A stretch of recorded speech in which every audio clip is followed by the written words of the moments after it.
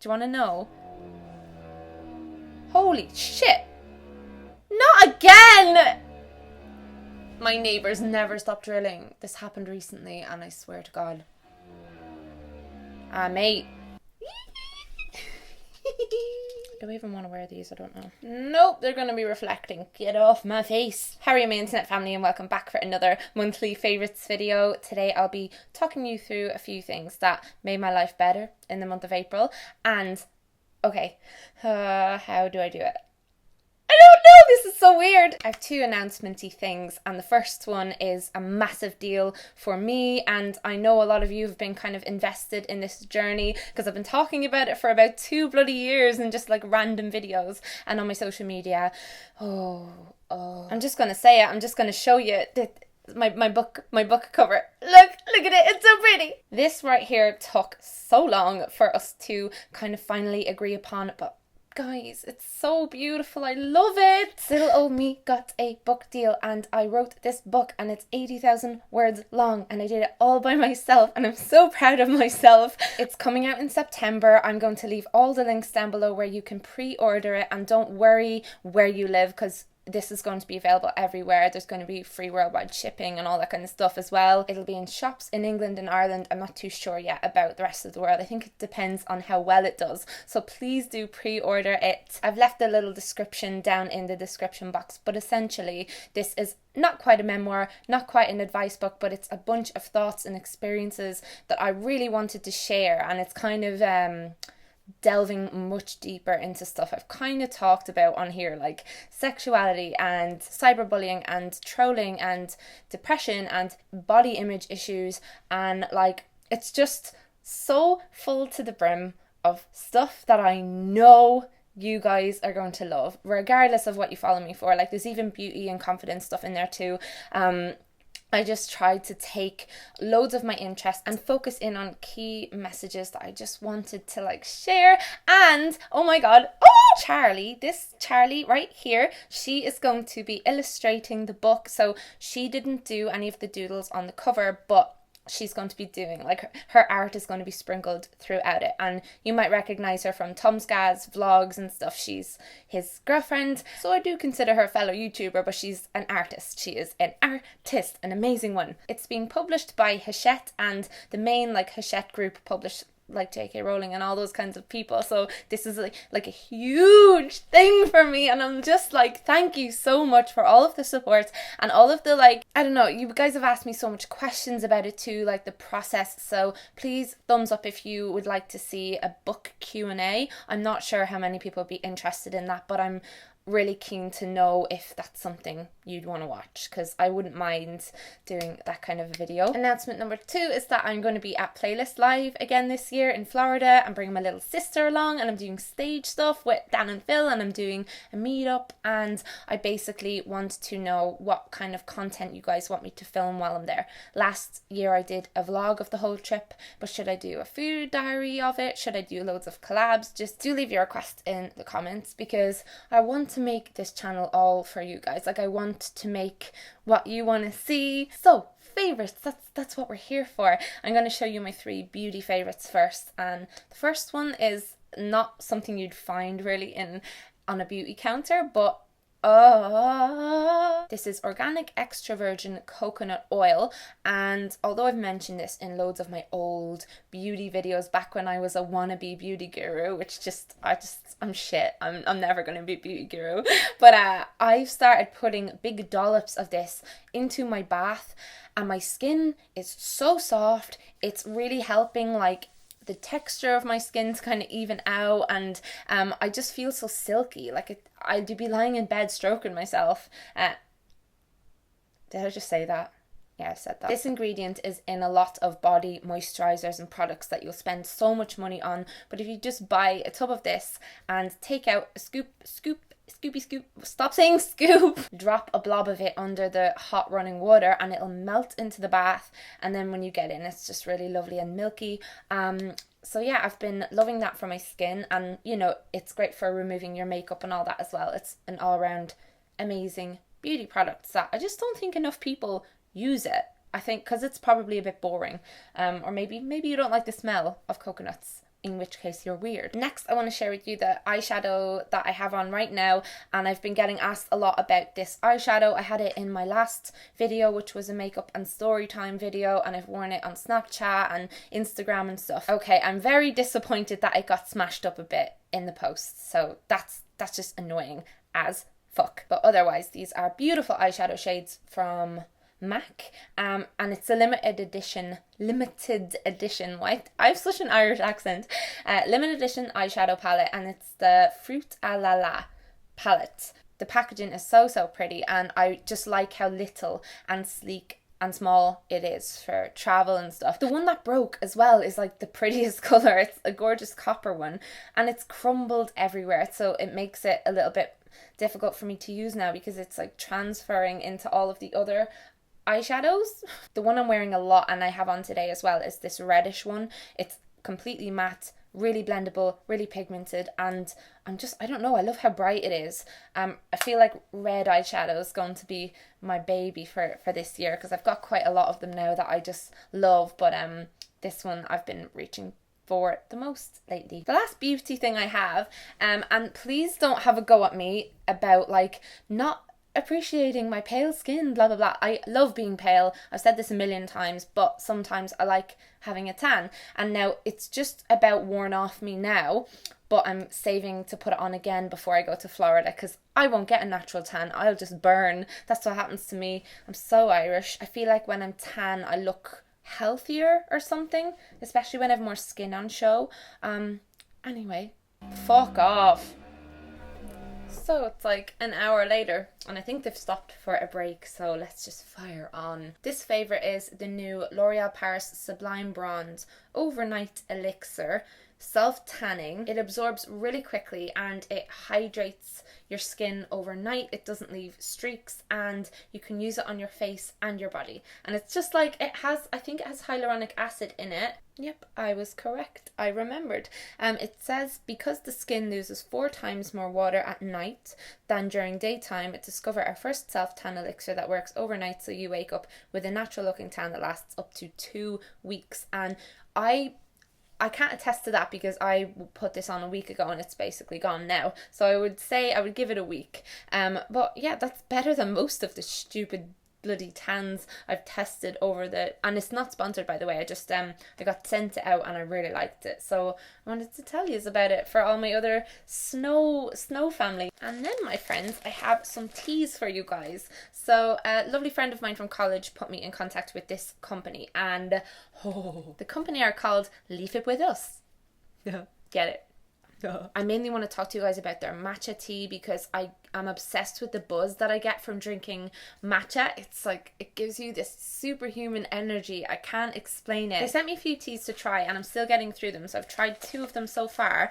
The Woman Tea Special, which is orange flavoured. I've also tried this Detox Date Cocoa one, which has a citrus cream flavour, it says there on the pack. But I got a discount code for this tea and I'm going to link it down below. But they're like a family-owned, young company. All of these teas are hand-blended, organic, and they're healthy. Super good ingredients as well, which kind of like maintains the full flavour of the tea. And I'm a massive tea fan anyway, but these things came out with the teas. So this is how you do loose leaf tea. You put this stuff in there and you just sit it into your hot water and then pop it out, and it's so handy. And then this is a matcha whisk. I have a couple of these already, but this is the one they sent me for making the matcha, because as you can see, matcha is this kind of green powder, and when you add it to like a bit of milk or something before you add hot water, it's good to like whisk it to get all of the lumps out of it. They said here in their email that the teas are part of the Ethical Tea Partnership, which is a not-for-profit membership organisation that exists to improve tea sustainability, the lives and livelihoods of tea workers and smallholder farmers, and the environment in which the tea is produced, which I think is very lovely. Check out the shop on their website and use my little discount code here if you want a discount. And again, this isn't sponsored. I just bloody love tea, man, and I like the sound of this company and everything they're about. Before I talk about this month's Netflix favourite, there's always going to be a Netflix favourite, and it's a polyamorous, very sexy, quite lovely show. I want to chat a bit about a non-favourite, and I haven't done this, I think I've only done this once ever in these favourites videos, but this is something that I'm so passionately not a fan of, that I thought it might be worth sparking a discussion about it, because a lot of you disagreed with me on social media, and I think that's fine, and I don't want any of you guys to think I'm dissing the show. I'm going to be talking about 13 reasons why, but this is just my opinions and my thoughts on it as someone who has studied psychology, as someone who has gone through severe depression, as someone who knows people who've committed suicide, and who knows people who've had their friends and family commit suicide, so they've been left over having to kind of get through that, and also as someone who's just a fan of film and television in general. We're all allowed to have our opinions, so yeah, I just don't want any of you guys to think that I'm trying to kind of tell you you're wrong or anything at all, but please engage with me on this, because I think it's an important chat. So 13 reasons why, a show in which the premise is basically a girl called Hannah Baker who is out to get revenge on people who she is essentially blaming for the reason why she committed suicide. Yeah, right. The things I liked about it, I like the fact that it was hard to watch, it was brutal. I kind of am drawn to things like that. I liked the music. I liked the fact that there was a lot of diversity. I liked the fact that they explored topics like sexual assault and stuff, which we don't see enough of. And I loved how it was produced. I thought it was well shot and all that jazz. Wasn't a great fan of the script. I couldn't relate to a bunch of teenagers sitting around going, "Oh my god, FML!" Like, it just, as a 27-year-old woman, it just wasn't really rubbing me up the right way. But in general, it felt very unrealistic, and I felt like it was very overhyped because of the shock factor. So that's not the reason I didn't like it. I'm going to list off my reasons for why it's not a favourite of mine this month, because a lot of you guys thought it was going to be in my favourites video. That's why I'm addressing it right now. But yeah, so I've written these down, so I'm going to be looking this direction. Firstly, the American Foundation of Suicide Prevention has safety guidelines on how to portray suicide without causing more deaths by suicide in the instance that something might trigger someone who is already contemplating suicide. Without giving spoilers, let's just say this show didn't really fall in with those guidelines at all. Secondly, and this is a point of contention between a huge amount of people, but I felt like it glorified suicide just because it made a game out of it, like with all the tapes and the messages being left behind. Not realistic, and I know it's just a show, I get it, but the show is aimed at very young and impressionable people in an age where suicide rates are super high amongst that age group, so it's very worrying to me. Third, it made suicide seem like something that can be a direct result of bullying and sexual assault, when in reality it's far more complex. And I know that social factors and experiences that people go through can contribute to why they would do something like this, but another reason which ties into this is that the show doesn't explore mental illness or chemical imbalances in the brain. It really, like, it just makes it out that the girl did these things because these amount of people did all these horrible things to her or weren't nice to her, and I think that's a very, very damaging message to send out to people, that this is a viable option if people aren't nice to you, or if you go through struggles. It doesn't present any other ways of getting through that. One of my biggest issues with the show is that it conveys characters who are super unhelpful when Hannah reaches out for help. And I feel like that could discourage young people from reaching out for help. If they're seeing this show going through a bunch of shit and they've been thinking, I just really want to ask a counsellor to help me, or I really want to open up to XYZ, and then they watch this show, I really feel like, because young people, I've done it, like, you watch shows and you really take it for, like, as reality. No one can deny that that may plant a seed, even in a tiny percentage of the people who watches it, their brains. Like, if it plants the tiniest seed in their brains that they reach out for help, that it won't go well, I feel like it could discourage them from opening up, and that terrifies me. Also, because it doesn't really clarify if the main character is suffering from any specific mental illness or whatever, I feel like because she's so dramatic and kind of attention seeking or whatever, with all these bloody tapes and trying to like hurt people for hurting her, which, you know, two wrongs do not make a bloody right. I feel like it adds fuel to the fire of people perpetuating stereotypes, because you know, people have this emo kind of stereotype in their head of the type of teenagers that commit suicide, and I just don't think they were very resourceful in approaching like how they were going to handle this storyline or these characters or the character development or anything. Another point I want to make about something that happens in this show: self-harm is not a compromise for suicide. People don't self-harm instead of committing suicide. I just don't understand how the creators of this show could make such a stupid decision to present self-harm as a compromise to ending your life. My biggest issue, and the main reason that I really didn't like this show at all, is because, and this is just how it comes across to me, obviously, but she makes people feel guilty for her death. It's turned into a revenge plot, and I'm sorry, but everyone is not going to be nice to you in life. And obviously in the show she goes through so many things, but for the majority of us, like, we do all have to go through a bunch of, like, crawl through sewage pipes in life. Once it's all done, it's like, did I kill her? And it's like, yeah, you did. We all did. Like, no, you didn't. No, you didn't. Anyone watching this video, if you know someone who's committed suicide, please know that you're not to blame for that. A person doesn't get bullied and go through a few horrible things and then be like, okay, I am going to kill myself to just get back at you guys for doing that to me, by the way. That's not how suicide works. And I don't know, with the whole Tumblr generation and stuff, I just think this show is toxic, a pile of shite. I hated it. I'm sorry, I hated it. And if you disagree with any of these points, please leave it in a very thought out, constructive comment down below, particularly if you're someone who has also struggled with mental health issues as I have. I've never been suicidal. I've self-harmed, I've told you guys that before, but I've known people very dear to me who have attempted suicide and who have considered suicide.